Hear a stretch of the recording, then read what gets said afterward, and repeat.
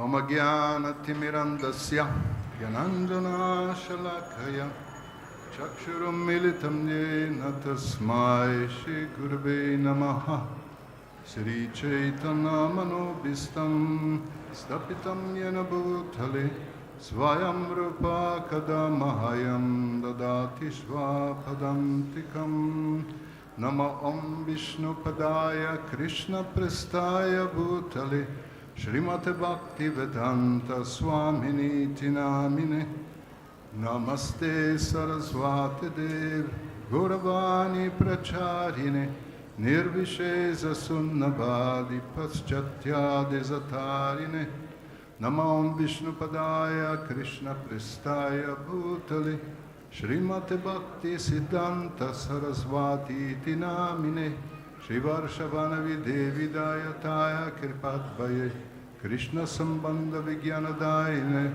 Prabhave Namaha Madhurajjivala Premadhya Shri Rupanuga Bhaktila Shri Gora Karuna Shakti Vigrahaya Namastute Namaste Gauravani Shri Murtaye Dinatarine Rupanuga Viruddha Papa Siddhanta Dvantaharine Srila Prabhupada Ki Jai Hari Hari Bol.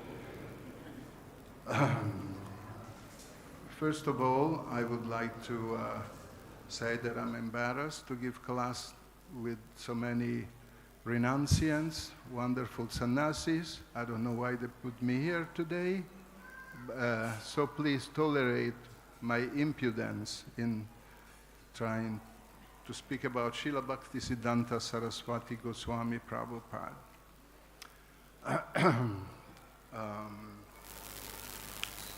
It's not easy to speak about a Mukta Purusha and a Siddha, an eternally liberated soul.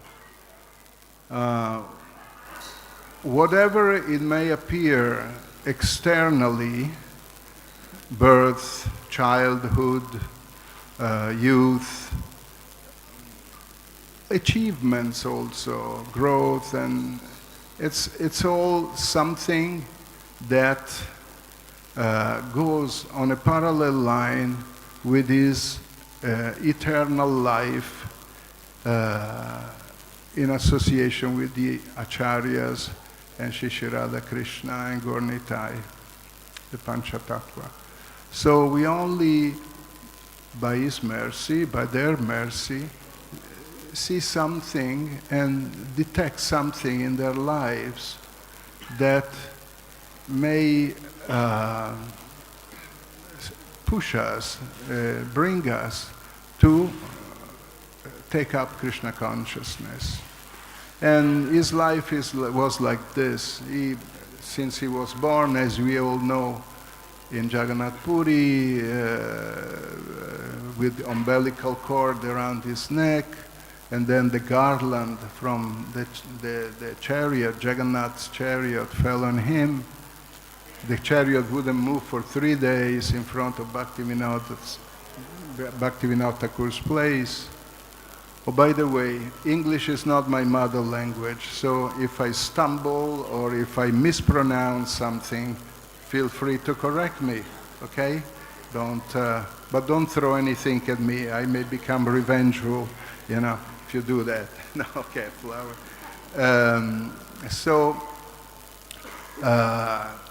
he was born, a ray of Vishnu, as desired by Srila Bhaktivinoda. And we know at the age of 2 or 3, that always struck me very much, the mango pastime.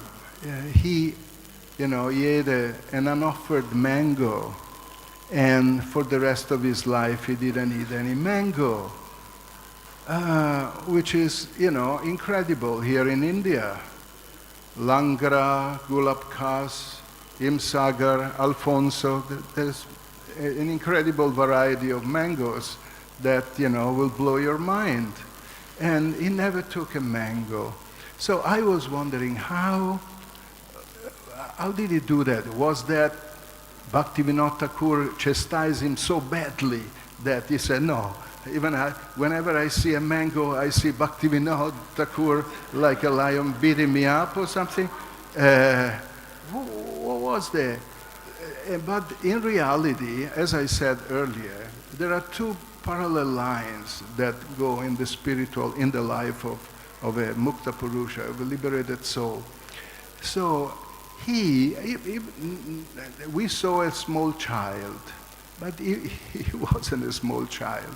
He was a liberated soul in the body of a small child, in the instrument of a body, in the form of a body of a small child.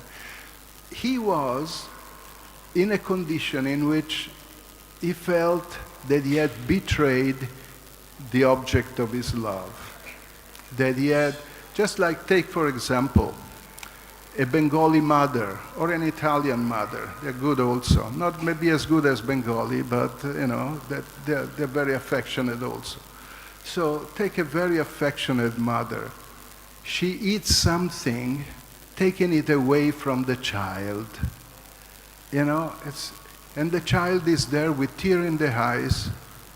You took my date or whatever it is, whatever. And so she feels so bad, that every time she sees a date, she says, it's just like becomes a natural reluctancy in eating something that has caused pain to the object of your love. So that's why this renunciation was there.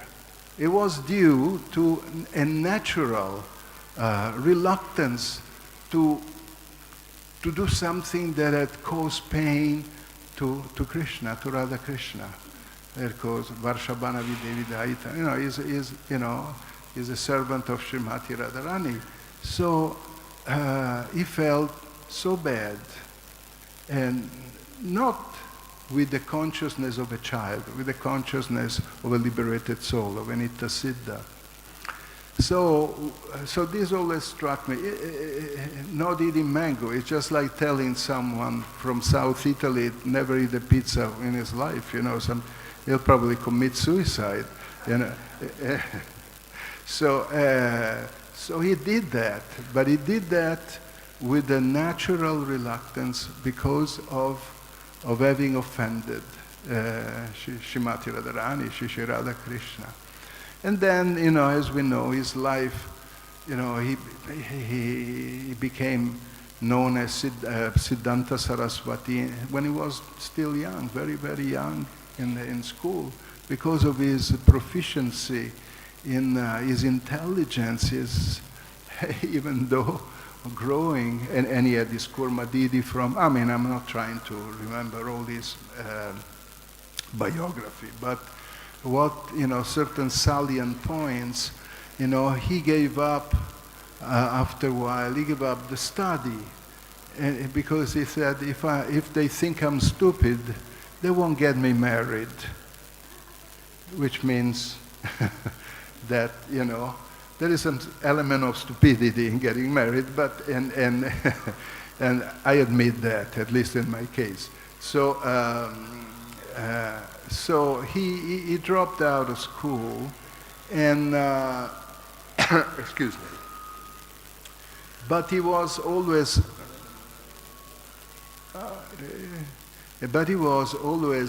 since youth, attracted by Srila Rupa Goswami's Prarthana, Prema Bhakti Chandrika, and that was his, there was the indication that his heart was fully immersed in the mission that he had to undertake later on. And so he, born in Bhaktivinod's family, and then Srila Bhaktivinoda tells him to go and take initiation from Srila Gorakishora Das Babaji Maharaj. Now, also that initiation is something incredible. He was seriously threatening to commit suicide if the Guru hadn't given him initiation. Seriously. When he would go and ask Gorakishora Das Babaji Maharaj, may I take initiation from you? This is not to be replicated by us. Neither the mango, nor, these other kind of attitudes. These are befitting a mukta purusha, an eternally liberated soul. If you have an aspiring disciple that throws himself out of the window, it's your fault. There's nothing transcendental in that. But he went to Gorakishore Babaji, who used to say, I have to ask Mahaprabhu. Now, can you imagine if someone comes to me and said, Madhu Sevita, I want to take initiation from you. I have to ask Mahaprabhu. Come on. Immediately my name should be sent to the sannyas, to the Guru Service Committee, and I should be scratched off the list of initiating gurus. But these are transcendental leelas. They met by the transcendental order, as Prabhupada said once. So he was going, and he said, I have to ask Mahaprabhu. And then he would go back, I haven't asked him yet, I haven't seen, whatever he would say, And then go back, and then after a while, I said, I haven't asked Mahaprabhu yet. So at one point he said, I'm not gonna maintain my life. If you don't give me initiation, I'm not going to maintain my life. And that's it. And he was serious. He was seriousness personified, determination personified.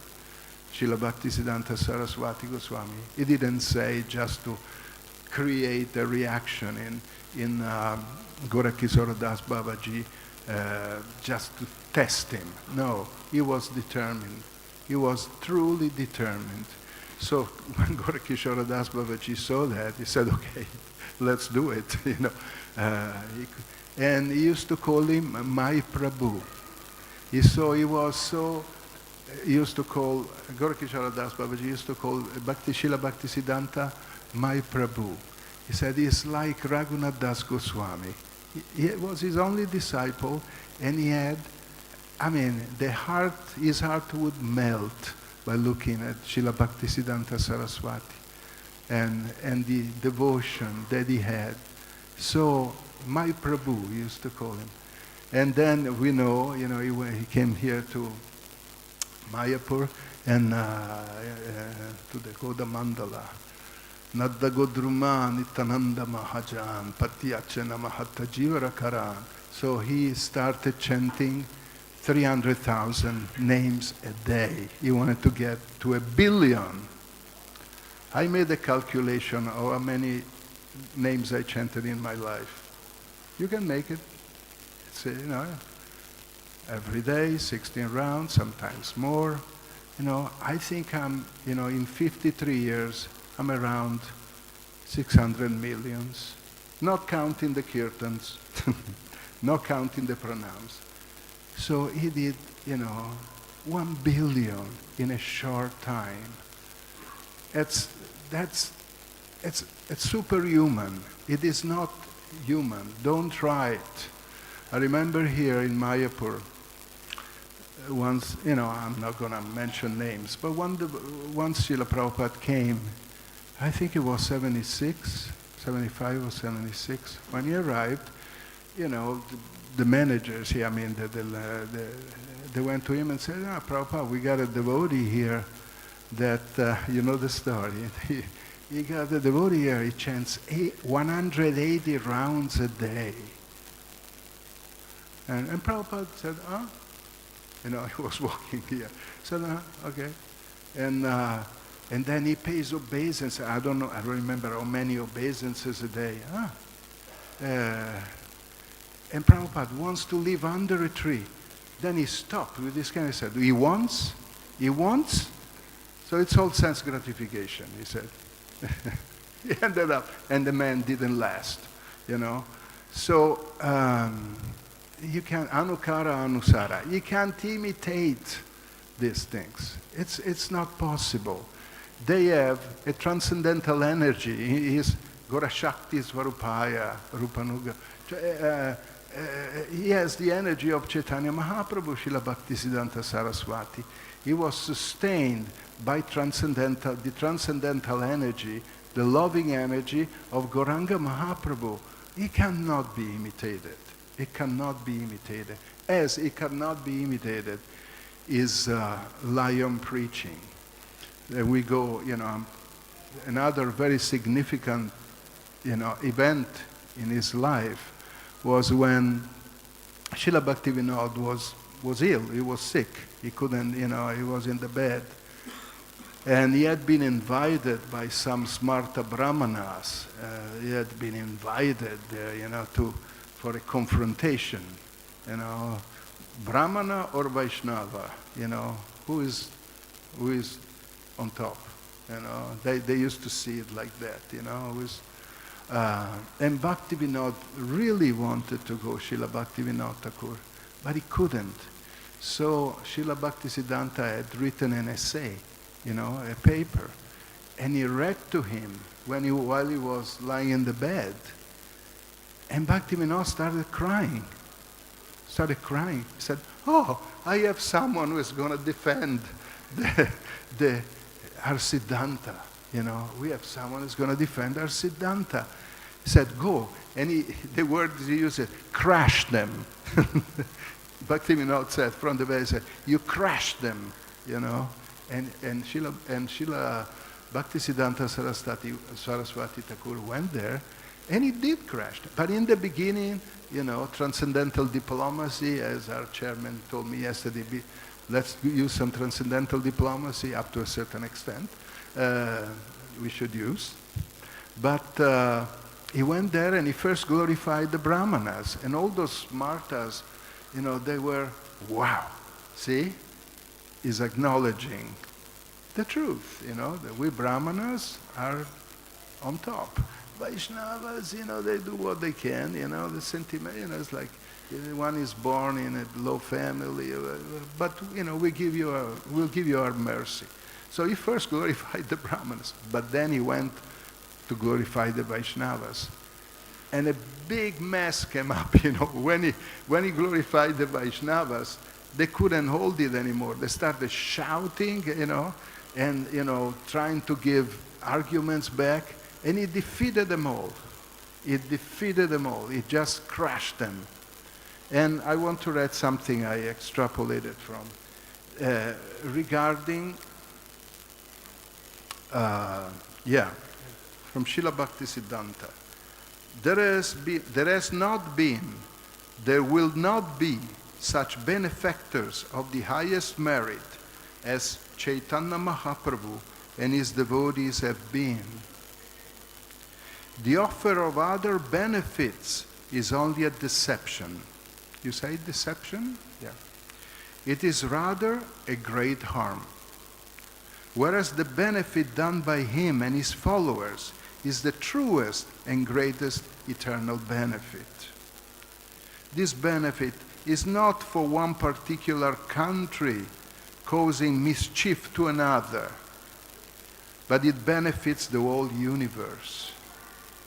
The kindness that Sri Chaitanya Mahaprabhu has shown to jivas absolves them eternally from all wants, from all inconveniences, and from all the distresses. That kindness does not produce any evil, and the jivas who have it will not be the victims of the evils of the world. Now, still now, in India has produced the full moons of devotional service, but it also produced, these concocted ideas. The Smarta Brahmanas are one, and then we talk about the impersonalism also is another one. And Srila Bhakti Siddhanta Saraswati made it clear there is nothing in this world save and except devotional service. There's nothing. Anything that may appear to have some merit, some form of knowledge, some, sacrifice, some form of austerity, some humanitarian, even universal feeling of love, doesn't have any value. Doesn't have any value.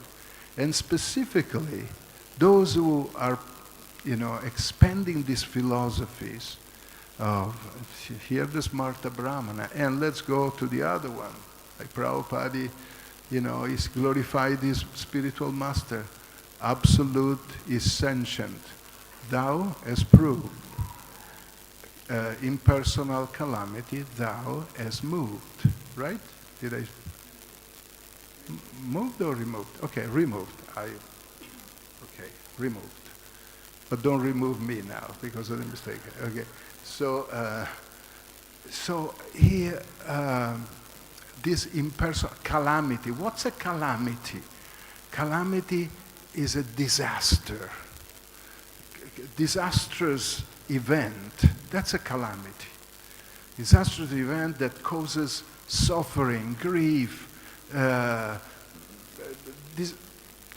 destroys people's lives. It's like you say, a cataclysm. It's a synonym, a cataclysm. You have that in English, cataclysm. So, impersonalism, it's only one notch above the Smarta Brahmanas' philosophy. Because ultimately they are also following impersonalism.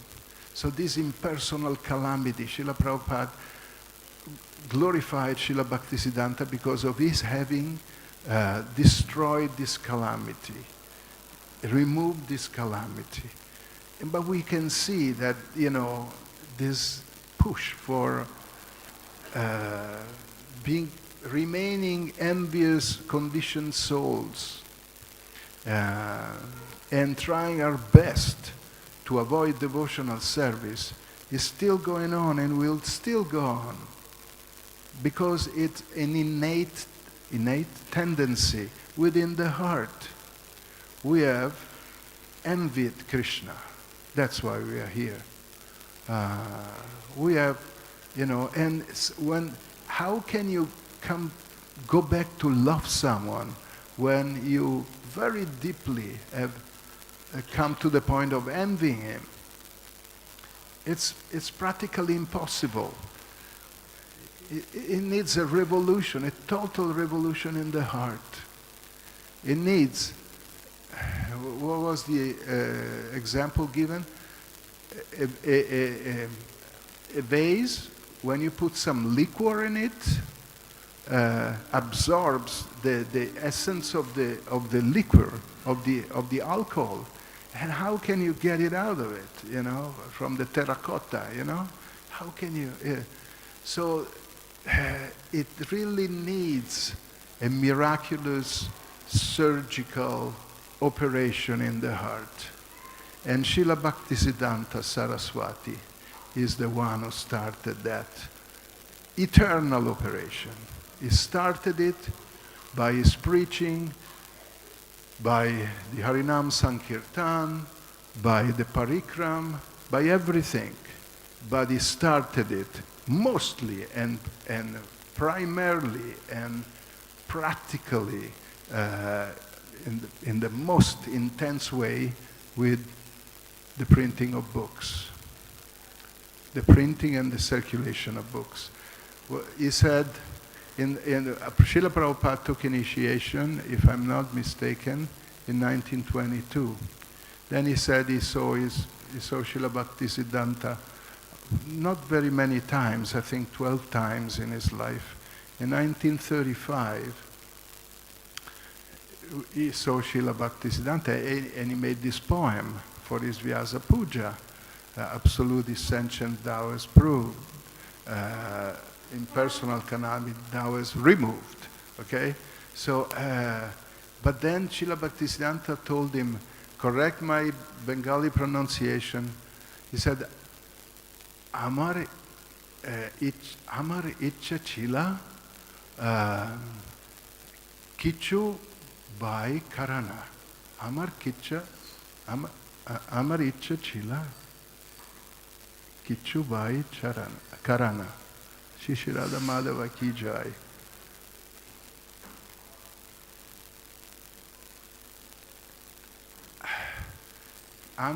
Amar Icha Chila means I have a wish, I have a desire. I have a desire. Kichubai Karana. To print some books. He said to Prabhupada. And then he added, if you have money, print books. If you have money, print books. And, I mean, he started, when he was a child in his house, Srila Bhaktivinoda in the house started a printing press. Can you imagine if you go home and you bring a printing press, your wife will shoot you, But, but he started at home a printing press, Srila Bhaktivinoda. And then Srila Bhakti Siddhanta, 3 printing presses he started. The latest one in Ultadanga, I believe. So, that was the thing. And we know, we are here following and fulfilling Srila Bhaktivinoda's wish and dream from Godrum, that from all over the world, people will come and chant Hare Krishna. We are here because of books. Because Srila Bhakti Siddhanta imbibed in Srila Prabhupada this thing. You print books and distribute books. Because otherwise this calamity will kaivalyam narakayate tridasapura kasa pushpayate durdante, okay, etc., etc. Kaivalyam narakayate, this is hell. The impersonal philosophy, Mayavadi, to consider the form of Krishna, to consider devotional service, the paraphernalia, to be Maya, it's hell, it's hellish. Is denying your own existence. You might be thinking, I'm canceling Krishna but you are denying your own existence. It's just like a son or a daughter that denies the existence of his parents. But automatically you deny your existence. If you had no parents, how would you be here? So denying, being a Mayavadi, sunile basya hoya sarvanas. Lord Chaitanya said, you hear that philosophy with attention, not that you're walking and some Mayavadi is saying, then you get contaminated. But if you go in here with attention, everything will be destroyed because it will make sure that your envy remains eternally in your heart, your envy of Krishna. That's what the Mayavadi philosophy does. It kills you. It destroys you, your real identity. But Krishna continues to dance with the gopis. It's not says, Madhu has become a Mayavadi, I can't dance with the gopis anymore, No, he'll continue. He's in ecstasy and will continue anything that happens. But you will lose your eternal identity. And therefore, even he's a follower of the Goswami, Kaivalyam, Anandam Buddhi Vardhanaika Nipuno, Kaivalyam Nishtarako.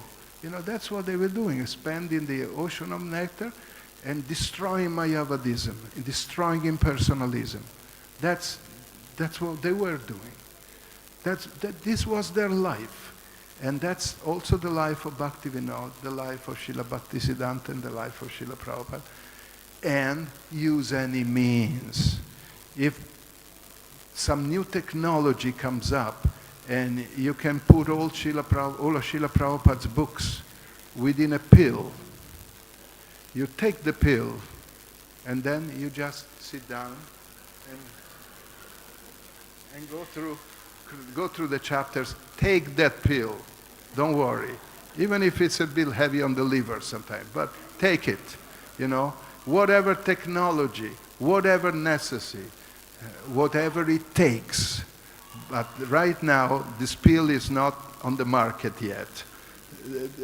There are books, Srila Prabhupada's books. And they should go out by the billions, not by the millions. Right now, we are a bit over 500 million. But we will not be, at least I will not be here. Some may be very, very, long-lived. But we should think of billions of books coming out. Because there is no other way. There is no other way. If you give them a book, Srila Bhakti Siddhanta is looking at you. Srila Bhakti Vinod, they are looking at you with tears in their eyes. They are there. They haven't disappeared. They haven't gone away. That's another incredible faculty, capacity of the Nitya Siddhas, of the liberated soul. Out of affection, out of love, Srila Prabhupada loves this movement, loves the devotees. And so does Srila Bhakti Siddhanta, and so does Srila Gorkizor, and Srila Bhakti, throughout the parampara. They love it. They are watching us. Be sure they are watching us. Even the most quote-unquote insignificant book distributor, a child that does it so he gets a ladu after he gives a book, So, go out. But I'll give you ladu, I'll give you a toffee. If you go, I'll give you a book. Okay, I'll go out and give you a book, Even that is seen and loved by our acharyas. So there is nothing else. There is nothing else than preaching Krishna consciousness, living a Krishna conscious life, preaching Krishna consciousness, and without, undergoing some self-torture, admit that we are totally impotent when we are facing with the, envious attitude that is still within our heart. So we have to do our service with an humble, most humble prayer at the feet of the acharyas, at the feet of Srila Prabhupada and Srila Bhakti Siddhanta. Remove anything, these anarthas within my heart. Please remove this original envy of Krishna. Please let me come back to the original family of Krishna consciousness. So that should be our prayer. And we should enact that prayer, not just as, bhajananandis. We should go out and preach and distribute books like anything. And then the realization of their presence will become thicker and thicker. Bhakti parisanubhavo viraktir anyatra trika eka kala. This perception of their presence, of the presence of Srila Prabhupada, of Srila Bhakti Siddhanta, and of Srila Bhakti Vinod, especially here in Mayapur, can be felt. And Mayapur is everywhere, wherever there is a book. Vrindavan is everywhere. You may be in the coldest or most horrible street in Buzukistan, whatever, I don't want to mention it, but if you're in Mayapur and Vrindavan, and you bring in a person into Mayapur and Vrindavan just by preaching and giving them a book of Srila Prabhupada, And I would like to end retelling something that Jananivas Prabhu many years ago told me about Srila Bhakti Siddhanta Saraswati. There was this brahmachari, young brahmachari, that had taken initiation from Srila Bhakti Siddhanta. It was a young chap, you know, and so he wanted to, he wanted to see, how young devotees are, to see what he's doing, So he saw him going out one night from his house here. He saw him going out. So he followed. And he saw him walking, alone. He saw him going out. So and then a very bright, luminous, effulgent Sankirtan party came. You know the story, you heard? A beautiful, they were beautiful. And he saw them, he said, where are these entities, these people, who are they? And and Bhaktisiddhanta Prabhupada stopped and spoke to them for a while, and then he went back to his house. So he asked him later, who were they? He said, it was a Sankirtan party from Siddhaloka. I mean, that's incredible. So, and thank you for telling me that story, Jananivas. And it is also, now, of course, we are getting old. When we were here like 53 years ago, we were young. But, at that time, there were still people saying that when Srila Bhaktisiddhanta would come out on the balcony of his house, anything anybody would be doing, like plowing the field or doing something, he was feeling something, something has changed. And then, he must be out. Then, turn and see he was on the balcony, looking at, because he had his consciousness would just reverberate in people's hearts. And so we are very thankful to Srila Bhakti Siddhanta Saraswati, to Srila Bhakti Vinod Thakur, to Srila Gaur Kishore, that have given us Srila Bhakti Siddhanta Saraswati Goswami Prabhupada. But we are very thankful to Srila Bhakti Siddhanta Saraswati Goswami Prabhupada for giving us our Srila Prabhupada, because it's due to them. If we have any slight, small chance of going back home, back to Godhead, amongst quintillions, trillions, quintillions of living entities just on this planet. You know how many insects are on this planet? 10 quintillions. 10 billions of billions. And they're all souls. I think 10 trillions of fishes. And we are here, in a human form. Jai Srila Prabhupada and Jai Shri Radha Madhava. Please protect us that we don't throw away this human form, but we use it till the last drop of blood to print and distribute your books. Srila Prabhupada Ki Jai.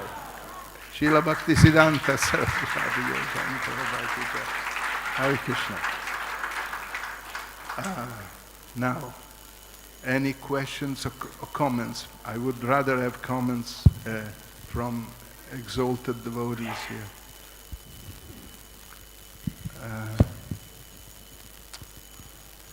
Thank you, Prabhu, for inspiring class. And Srila Bhaktisiddhanta, he's famous for being so determined. Yeah. But as Prabhupada told us, he left early because he was disappointed. So why would such a determined person leave early because he was disappointed? That's the question. His disappointment was due to the fact that he saw that the Gaudiya Math would become an archipelago. As we know, they didn't follow his instructions. I mean, we are no one to criticize, but we are repeating Srila Prabhupada's report on the situation. So he saw that, and he saw the advent of Srila Bhaktivedanta Swami Prabhupada. That's why he left. And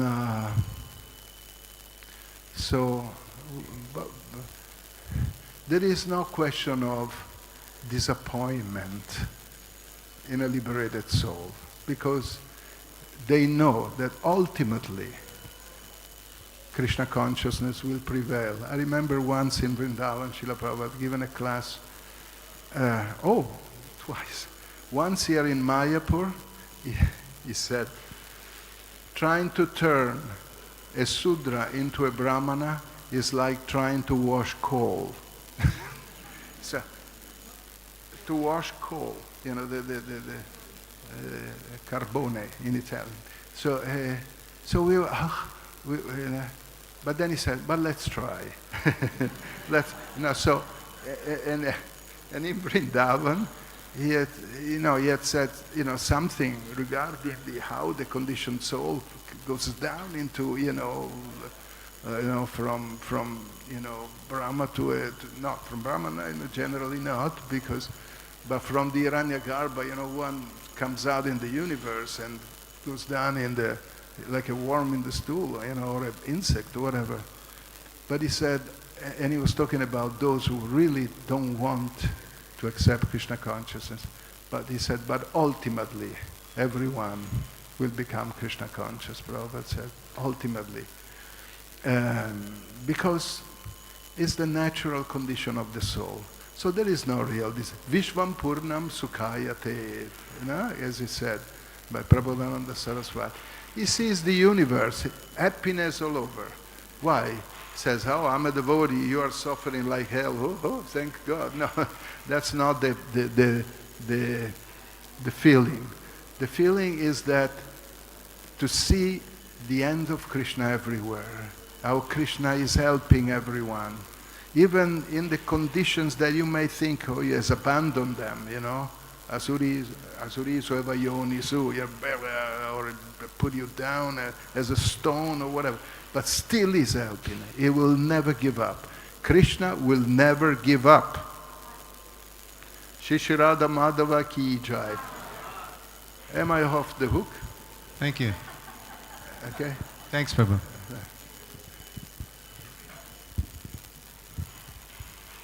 Okay. Thank you so much. Thank you so much. Hare Krishna.